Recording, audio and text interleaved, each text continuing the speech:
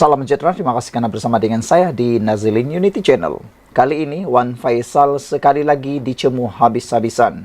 Dikecam habis-habisan apabila tindakan beliau seakan-akan mengajar itik berenang, seakan-akan mengejar ketam berjalan lurus. Ini apabila beliau dengan sengaja dan begitu sombong mengajar pula kerajaan pimpinan Anwar Ibrahim, Perdana Menteri Kerajaan Perpaduan Madani ini buat sesuatu, memajukan kononnya KLIA setara world class. Tapi apa yang dia cadangkan tidak serupa bikin. Beliau mencadangkan supaya menjadikan KLIA world class. Tapi rupa-rupanya stesen bas Kota Bahru macam bengkel. Itulah Wan Faisal ni kadang-kadang lupa diri. Cuba mengkritik orang tapi sendiri tak tahu kerja. Apabila ahli parlimen macam Wan Ahmad Faisal, Wan Ahmad Kamal menjadi bahan sindiran ramai selepas beliau cuba mengajar kerajaan bagaimana menjadikan lapangan terbang antarabangsa KLIA sebagai bertaraf dunia. Nak ajar konon mahu menjadikan KLIA taraf dunia, tapi stesen bas yang kecil itu pun tak boleh nak majukan, tak boleh nak besarkan, tapi ada hati pula nak mengajar, menjadikan KLIA yang lebih jauh besar ini menjadi world class. Itulah yang netizen kata, Wan Faisal ni tak sedar diri.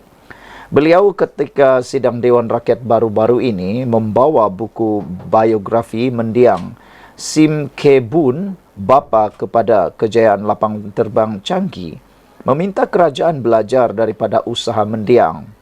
Katanya resipi menjayakan lapangan terbang terkenal itu bukan di atas tangan GIP atau BlackRock, tetapi menggunakan pengalaman dan kepakaran sendiri.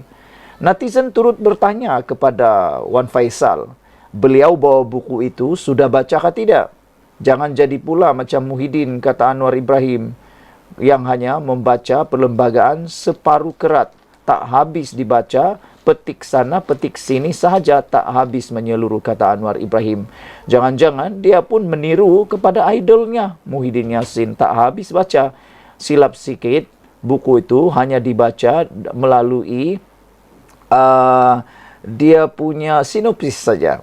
Sinopsis saja dibaca, tapi tak pernah habis pun isi buku tersebut. Wan Faisal kena jawablah, betulkah dia sudah habis baca buku biografi tersebut?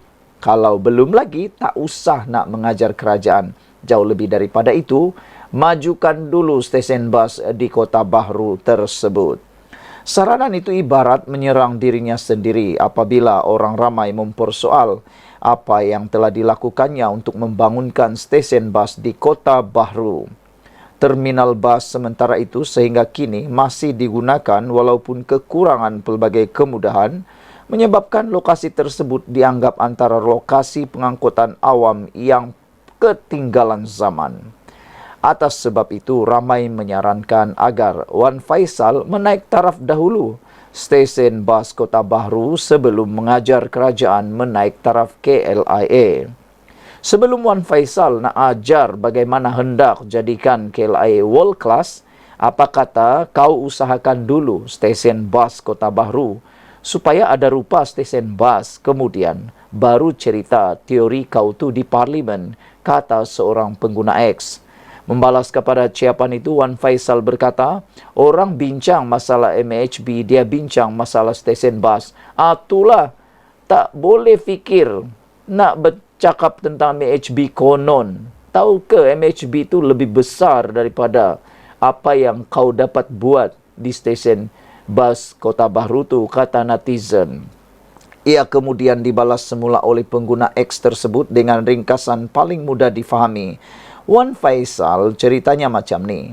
Kalau stesen bas yang mudah macam ini pun kamu tak reti nak uruskan, bagaimana kami nak percaya kamu boleh uruskan airport pula, ujarnya. Perkara itu disokong ramai kerana bagi mereka, pemimpin sepatutnya membuktikan kemampuan mereka. dengan membangunkan stesen bas Kota Bahru yang berbelas tahun ketinggalan terlebih dahulu. Wah, tak tahu malu, kata netizen. Mereka menggelar Wan Faisal tak tahu malu kerana cuba malukan kerajaan, cuba mendidik mengajar kerajaan, tapi sendiri tak tahu, kata mereka. Apa pula pendapat anda? Share video ini, kita jumpa lagi. Salam sejahtera. Isu kali ini membuatkan netizen tertanya-tanya. Tun Mahathir ini dah benar-benar nyoka sampai dia lupa dia pernah jadi Perdana Menteri. Kenapa netizen marah sampai begitu, terutamanya penyokong Pakatan Harapan?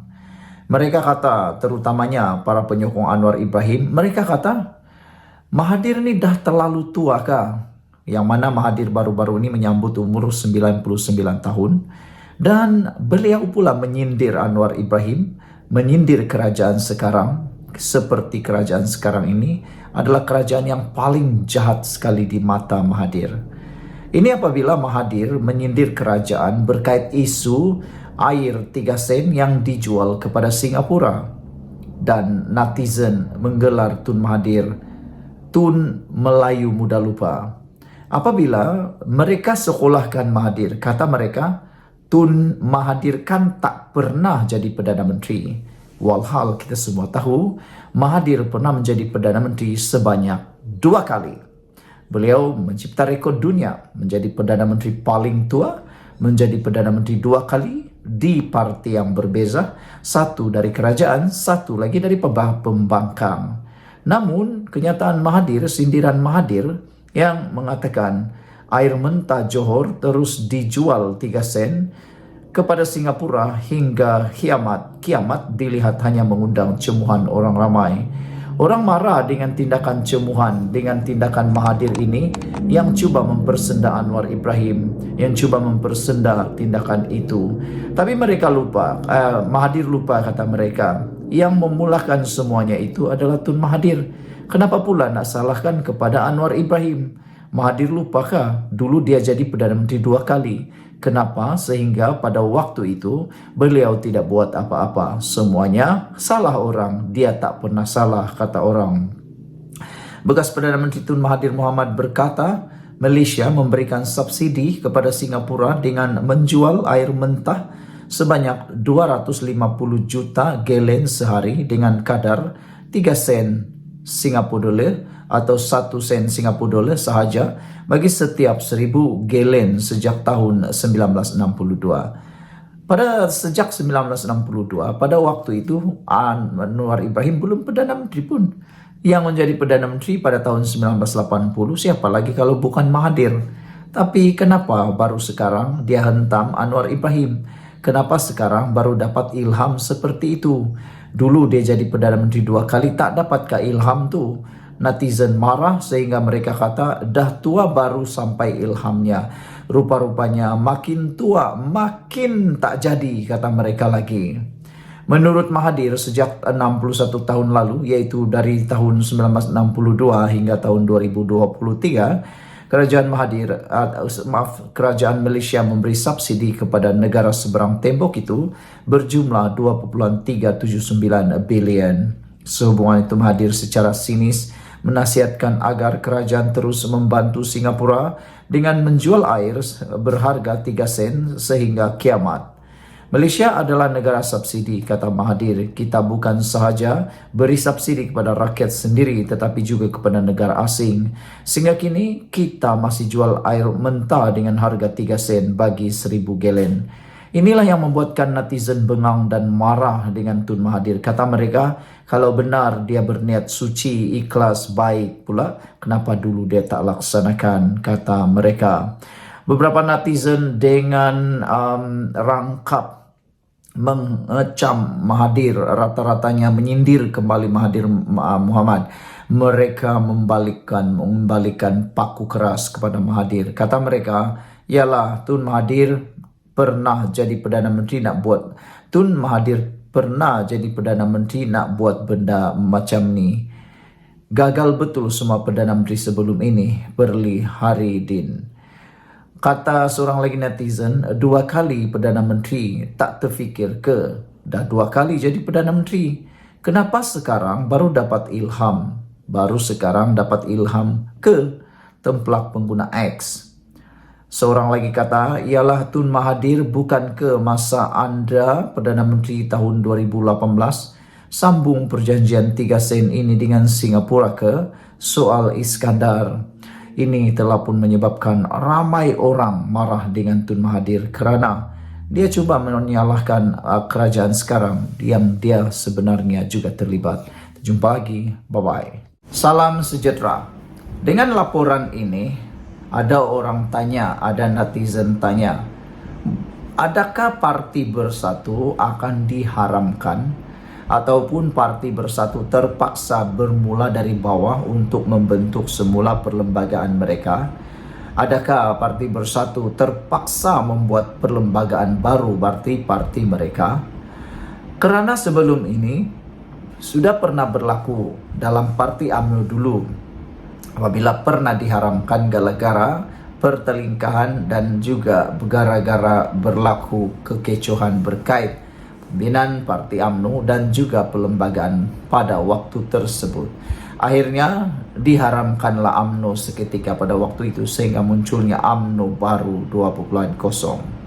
Hari ini apabila Speaker Dewan Rakyat Johari Abdul menyatakan perlembagaan bersatu bertentangan dengan perlembagaan persekutuan, netizen dengan cepat sekali menangkap dan mentafsir.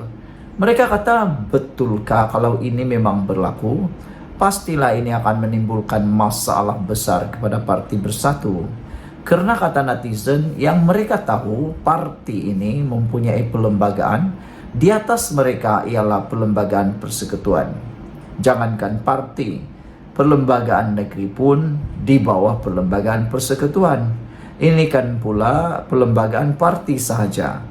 Jadi dengan itulah netizen mula bertanya, adakah kalau dengan ini terus saja bersatu menentang kerajaan, adakah potensi bersatu akan diharamkan atau dibubarkan? Kerana perlembagaan mereka yang baru dipindah itu kini adalah bertentangan dengan perlembagaan persekutuan. Hal ini disahkan oleh Johari Abdul, yaitu yang di-Pertua Dewan Rakyat, Speaker Dewan Rakyat, yang mendapati arahan-arahan di bawah pasal 10.5 perlembagaan bersatu adalah bertentangan dengan perlembagaan persekutuan.